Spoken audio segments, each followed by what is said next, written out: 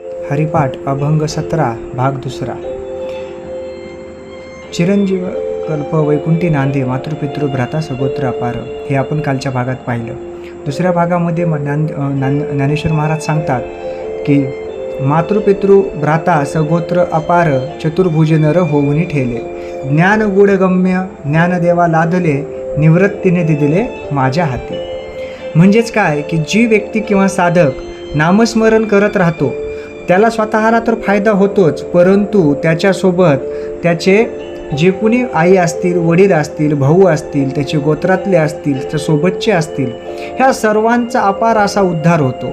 आणि चतुर्भुज नर होऊन ठेले म्हणजे जे आपल्याला भगवान विष्णूंचं चतुर्भुज रूप दिसतं, म्हणजे एका हातामध्ये काय त्यांच्या असतं, गदा असते, एका हातात चक्र, शंख आणि पद्म असं चतुर्भुजाचं रूप हे त्यांना वैकुंठात प्राप्त होतं. एवढा महिमा या नामस्मरणाचा आणि नामजापाचा असतो.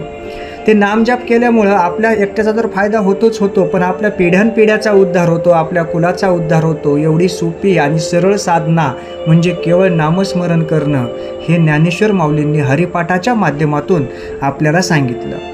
ज्ञान गूढगम्य ज्ञानदेवा लादले निवृत्तीने दिले माझ्या हाती. जे काही आपल्याला हे संसारातलं ज्ञान असते हे ज्ञान एवढं गूढ आहे. आणि ह्या अध्यात्मातलं जर ज्ञान पाहायला गेलं तर हे अध्यात्मातलं ज्ञान प्राप्त करण्यासाठी आपल्यातला आत्मानंद आणि सृष्टीतला परमानंद हे जोपर्यंत एकरूप होणार नाहीत तोपर्यंत आपल्याला खरं ज्ञान काय आहे हे कळणार नाही.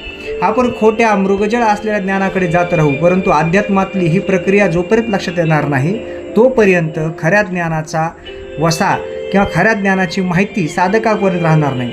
आणि ही माहिती आपल्याला कधी मिळली तर ही माहिती आपल्याला केवळ जर एक चांगला गुरुनं दीक्षा दाखवली आणि आपण जर नामस्मरण केलं तरच आपल्याला ही माहिती मिळते. म्हणून ज्ञानेश्वर महाराज सांगतात की सद्गुरू निवृत्तीनाथ महाराजांची कृपा झाल्यामुळंच ज्ञानेश्वर महाराजांना हे गूढ ज्ञान प्राप्त झालं.